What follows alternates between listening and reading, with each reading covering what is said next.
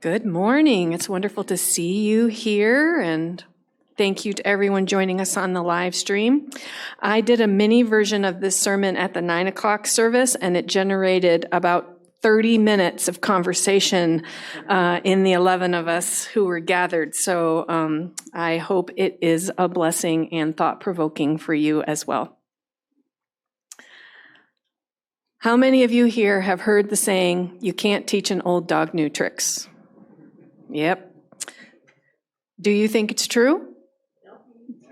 Nope. Sure and nope. I love it. That was exactly the same response I got earlier.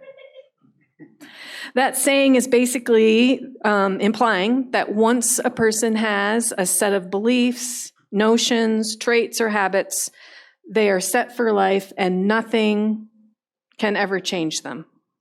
You can't learn anything new. I find that some people think that faith in God is just like that. You have it or you don't, and if you have it, then it never changes or it shouldn't. It's always the same. But that doesn't resonate with me. That's the equivalent of saying you can't teach an old dog new tricks.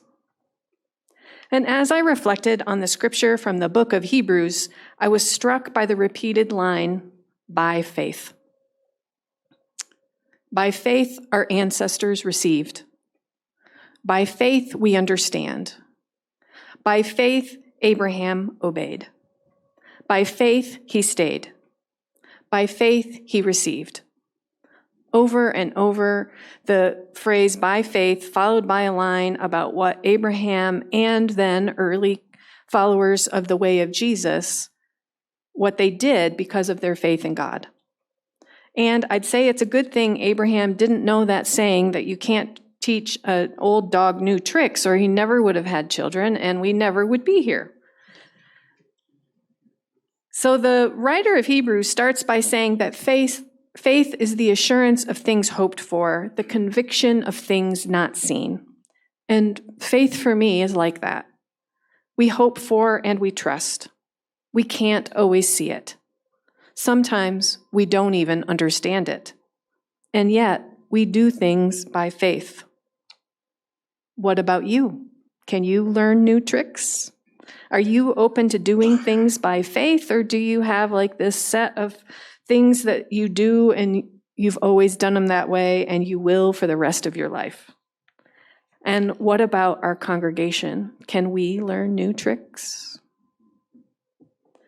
Some of you know that a few weeks ago I started a training program in spiritual direction. And we started our week-long intensive by each of us sharing our stories, our faith and spiritual journey. And we had 50 uninterrupted minutes to share our story, which might sound long, but once you start, it's not long at all. And while each one of us shared, what everybody else was doing was listening. We couldn't ask questions, we couldn't interrupt, we had to sit and listen. And then at the end, we had this period of silence, and then we could reflect about what we heard, using 4 questions, but 2 that most of us really did our reflection on were these. Where did I see or hear God active in the person's story? And what does the person's story reveal to me about who God is? And here's what I learned that week. We each do many things by faith. By faith, each one took bold steps, took chances, survived, thrived, evolved as their life went on. When life threw curveballs, by faith, each one kept on in their relationship with God. Not one person knew what would happen when they made a change, left a terrible situation or relationship, hid in a closet, literal or figurative, followed their call, or listened to a little voice inside. There were no guarantees. Every one had times of hurt and tragedy when we couldn't or wouldn't see God, or didn't understand what was happening.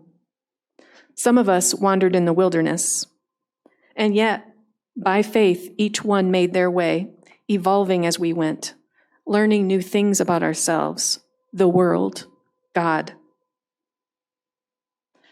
I don't think there's anything static about faith, that there is a be-all and end-all thing that you have to believe that never changes.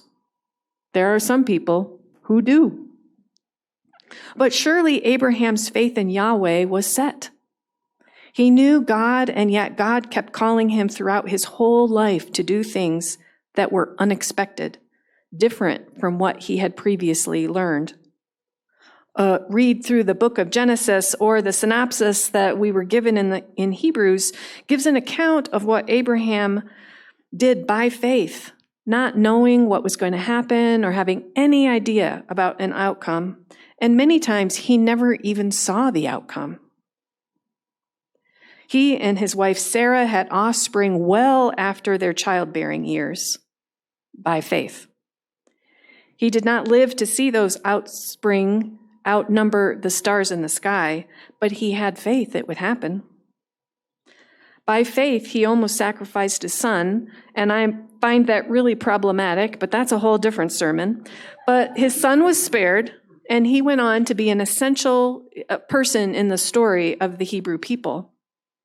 He acted by faith, not certain that what he thought was the truth about without certainty in what he thought was the truth. And that second reading today from Anna Bladel speaks to an ever-evolving faith and relationship with God, one that they continue to examine, explore, deepen, change, enhance, let go of, remake as they learn, listen, hear, and know more. There's nothing static about their faith. It's ever evolving. And in UCC terms, we would say, God is still speaking. As I was working on this sermon and reflecting about these two texts, someone shared this great article on Facebook that was published this week, written by Brian McLaren, and it's entitled, "Thank God That More People Are Deconstructing Their Faith." And I will share the link to the whole article. I am going to read just a portion of it, but I really do encourage you to go read the whole article. Because when gifts like this arrive, I pay attention, because I don't think it's an accident. And what I learned in there, that this whole idea of evolving our faith and asking some questions has this academic theological term called faith deconstruction. And I'm sure I knew that way back in seminary, because that's what we do. We deconstruct our faith and rebuild it. But it was a good reminder, and here is some of what Brian McLaren wrote. For many of us, faith deconstruction has been a quest to honestly examine our faith, to understand how it has changed over time, to face the harm done by and within our faith, and to acknowledge that its contemporary forms are neither its original form nor its ultimate form, which means that our faith is not static, but is in fact improvable. Deconstruction has helped us grapple with the enmeshment of Christian faith with anti-Semitism, white supremacy, environmental apathy, cruelty toward LGBTQ people, and love of guns. Deconstruction has become a way to reinvent the faith we inherited and give it a future. When more traditional Christians picked up on the term deconstruction in recent years, many reduced it to a rough synonym for doubt. For them, deconstructing one's faith is to doubt it, which is a big leap down a slippery slope toward rejecting it. My contacts with people engaging in deconstruction are frequent and intense. And as a chaplain in palliative care, me too. In my experience, many who stopped attending church in person or online before or during COVID have not abandoned their spiritual quest. Rather, they refocused it elsewhere. What sermons, rituals, churches, fellowship in a church building once provided many are now finding in other places, like podcasts, websites, online courses, small groups, books, festivals, and events. Those engaged in deconstruction know that many church settings are often inhospitable for the kind of free and honest inquiry they need. So again, the link will be in the e-news on Wednesday, and it'll be on the website. Read the whole article. So fascinating. But as I read the article and then was reflecting about that phrase, by faith, I came to some thoughts and reflections that I'll offer for you. By faith, we listen, learn, grow, and explore our whole life. By faith, we reflect, dissect, let go of, and reform ideas and beliefs constantly. By faith, we invite inquiry, not fear it. By faith, we invite change, not hold it at bay. By faith, we take chances, push the boundaries of today for the hope of tomorrow. By faith, we trust that God is always leading even when we can't see or know it. By faith, we plant seeds, not knowing if they will grow or flourish. And I also think we can think about this as a congregation and how I see it play out here at CUCC, and I'd love to hear what you all think. By faith, we here at CUCC ask questions about our faith. We wrestle with it, we dialogue with each other. Let's do more of that. And our 9 o'clock service this morning was full of it.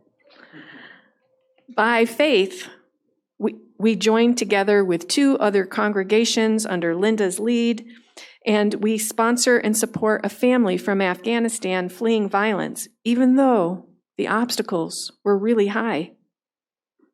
By faith, we made our way with technology to continue operating through a pandemic, learning new skills and inviting gifts to be shared from people we might not have otherwise.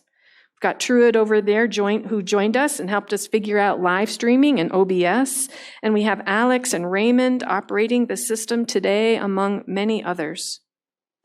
By faith, people who thought they wouldn't be able to participate in worship ever again learned with some help how to use Zoom and how to access our live stream. I know there are some of you here who thought, I'll never be able to do that, and you did it.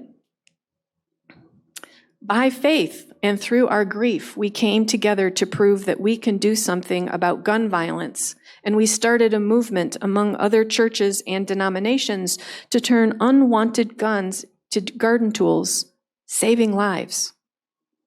By faith, John told you we're having a summer festival in a couple of weeks for us and our community to come together to plant seeds. We don't know what's going to happen, but by faith. By faith, a Bible study, or ancient Christian wisdom, was taken from a thought and idea to actuality, and people are coming together monthly to dive deeper into our sacred text. By faith, we continue to investigate and interrogate our own white supremacy to dismantle systems of racism in ourselves and beyond. By faith, we adopted and crafted an updated, open, and affirming statement that is bold and visionary, and we continue to work together to live into it, to be welcoming and radically offer welcoming and radical hospitality in new ways. By faith, more is possible if we but embrace that God is still speaking and asking us to move through our fears or thoughts about how things are supposed to be and dream and live into the vision of God's beloved community that is our calling and inheritance. By faith, we must learn new tricks. Whatever our age, whatever our abilities, whatever our perceived limitations. By faith, we must allow and explore new questions, new dreams, new challenges, new possibilities, new callings. This is the bread of life. This, the cup of blessing. This is our calling as people called to follow the teachings of Jesus. This is how CUCC and the church will remain relevant and essential in the world for generations to come. Let's learn some new tricks together. Thanks be to God. And now, we'll take a moment for silence to reflect on whatever it is God has for you this morning.